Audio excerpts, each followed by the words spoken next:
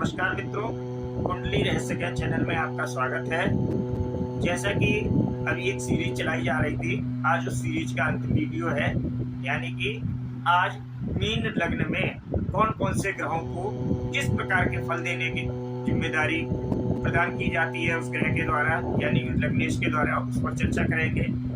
पूर्व वीडियो में सभी 11 लग्नों की जानकारी दी जा चुकी है और इस सीरीज के बाद एक नए विषय को लेकर हम वीडियो लेके आएंगे और उस पर चर्चा जारी करेंगे। तो वीडियो शुरू करें उससे पहले आपसे एक अनुरोध है, यदि मेरे द्वारा बनाई गई वीडियो आपको पसंद आती है, आपको समझ आती है, तो वीडियो को लाइक कीजिएगा, चैनल को सब्सक्राइब कीजिए, जिससे कि यह जानकारी और लोगों तक पहुँचे और लोग भी उससे लाभ उठाएं।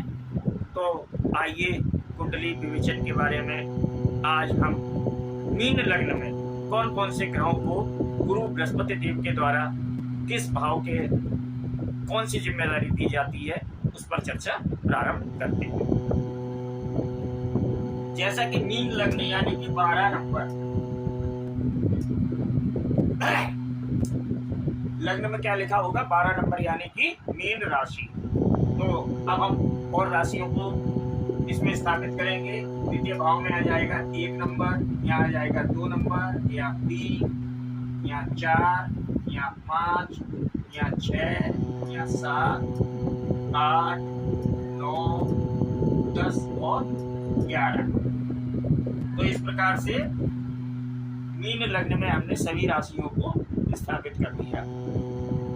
अब मीन लग्न के जो मालिक होते हैं, स्वामी होते हैं, वो होते हैं गुरु बृहस्पति देव। और गुरु बृहस्पति देव को 2 राशियों का स्वामित्व प्राप्त होता है, एक तो मीन लग्न और दूसरी धनु लग्न। अब यहाँ पर उनकी दोनों ही राशियां केंद्र में आ गई हैं।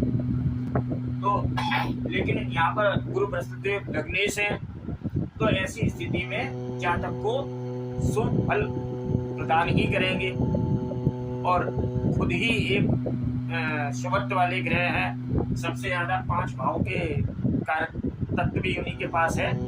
तो मीन लग्न में गुरु बृहस्पति देव जातक को शुभ फल प्रदान करते हैं। अब बात करते हैं कुंडली के द्वितीय भाव की। द्वितीय भाव में 1 नंबर यानी कि मेष राशि। मेष राशि के स्वामी होते हैं मंगल देव और मंगल देव की दूसरी राशि वृश्चिक राशि। वृश्चिक राशि आगे कुंडली के 9वें भाव में पिता का भाव, भाग्य का भाव, धार्मिक यात्राओं का भाव। और मंगल जो है, मंगल देव वो गुरु बृहस्पति देव के मित्र भी हैं। तो एक तो भाग्य स्थान दे दिया, एक धन का, वाणी का और कुटुंब का स्थान दे दिया। तो ऐसी स्थिति में मंगल देव को बहुत अधिक पावर दी गई है और शुभ भावों के, अच्छे भावों के फल देने की उनको पावर दी गई है। तो मीन लग्न में मंगल देव जातक को अत्यधिक शुभ फल प्रदान करें।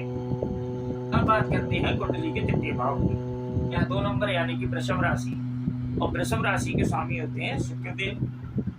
इनकी दूसरी राशि आ गई कुंडली के 8वें भाव में, तुला राशि।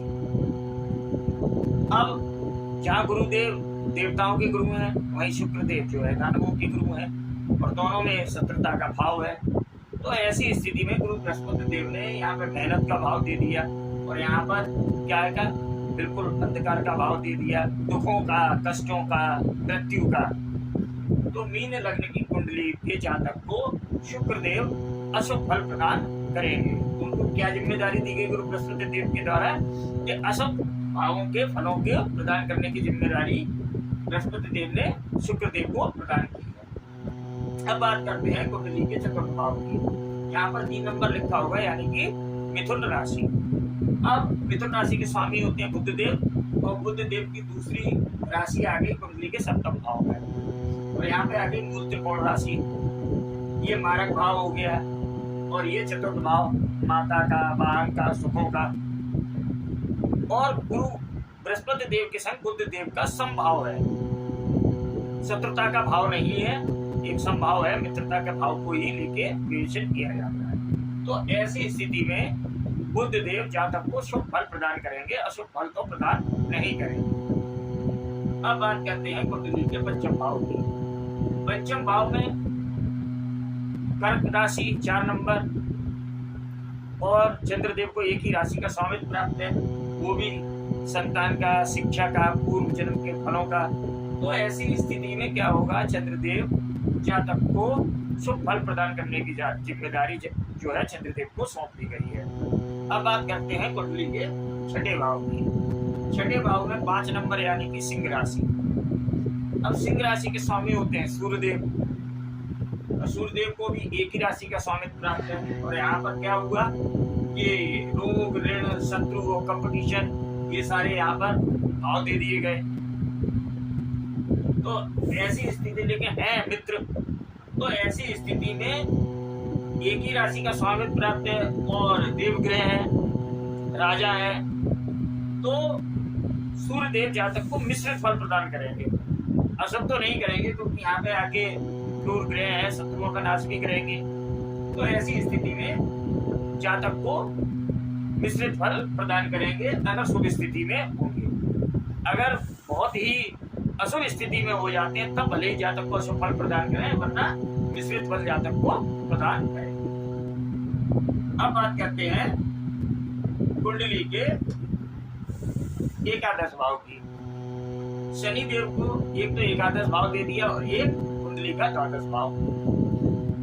जेल का, अस्पताल का, मोक्ष का, विदेश का, और कुंडली का एकादश भाव भी एक संभाव है, कोई बहुत ज्यादा संभाव नहीं है। और गुरु बृहस्पति देव और शनि देव में शत्रुता का ही भाव है, बहुत ज्यादा मित्रता का भाव ही नहीं है। तो ऐसी स्थिति में गुरु बृहस्पति देव ने शनि देव को बहुत ज्यादा शुभ फल देने की पावर नहीं दी है। अगर शुभ स्थिति में कहीं पे विराजमान है तो भले ने, अन्यथा की स्थिति में जातक को अशुभ फल ही प्रदान करेंगे शनि देव। तो क्या सार निकल के आया कि मीन लग्न की कुंडली में सबसे शुभ फल कौन प्रदान करेंगे? वो करेंगे मंगल देव, बृहस्पति देव स्वयं और चंद्रदेव। ये तीनों के तीनों मित्र भी हैं आपस में, और ये तीनों ग्रह मीन लग्न में जातक को शुभ फल प्रदान करेंगे। बुध देव मिश्रित फल प्रदान करेंगे और सूर्य देव भी मिश्रित फल, बशर्ते कि बहुत ज्यादा अशुभ स्थिति ना हो। अब शनि देव यहाँ पर अशुभ फल जातक को प्रदान करेंगे और शुक्रदेव, सबसे ज्यादा शुक्रदेव अशुभ फल देंगे और उसके बाद शनि देव। तो इस प्रकार से सभी ग्रहों के बारे में आपने जाना कि मीन लग्न में गुरु बृहस्पति देव के द्वारा किन किन ग्रहों को क्या क्या फल देने की जिम्मेदारी प्रदान की गई है। तो मुझे उम्मीद है कि मेरे द्वारा दी गई जानकारी आपको समझ में आई होगी। यदि आपको वीडियो अच्छी लगी हो तो वीडियो को लाइक कर दीजिए और चैनल को सब्सक्राइब कर लीजिए। यह इस सीरीज का अंतिम वीडियो था। अब हम किसी नई जानकारी के साथ आपके साथ पुनः प्रस्तुत होंगे। तब तक के लिए अपना ध्यान रखिए। नमस्कार।